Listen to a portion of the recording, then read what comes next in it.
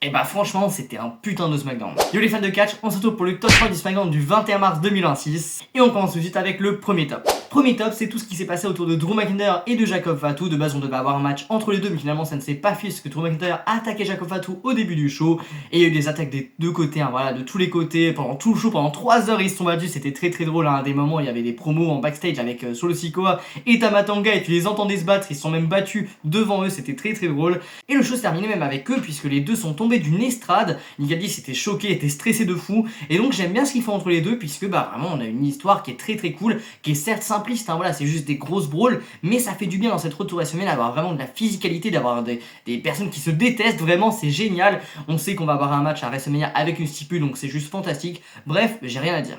Et puis bah forcément le top 2 c'était le match entre Carmelo Hayes et Ilya Dragunov pour les titres US. On a l'habitude, clairement j'ai l'impression d'avoir vu ce match des dizaines et des dizaines de fois sur les derniers mois, mais ça marche toujours autant, c'est deux excellents catcheurs, donc c'était juste fantastique. Carmelo Hayes a conservé, et si je pouvais recommencer dans les prochaines semaines ce match, bah moi ça me dérange pas, hein. Même si je le vois 108 fois ce match, je serais tout autant investi.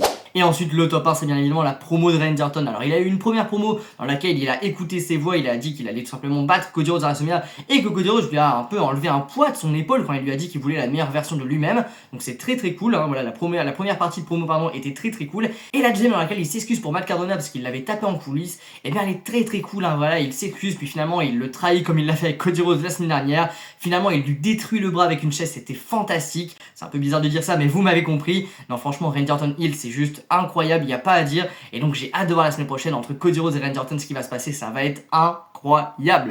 Bon voilà, c'était mon top 3, n'hésitez pas à faire le vôtre en commentaire, on se retrouve très vite les fans de catch, c'était Catch les boss. Ciao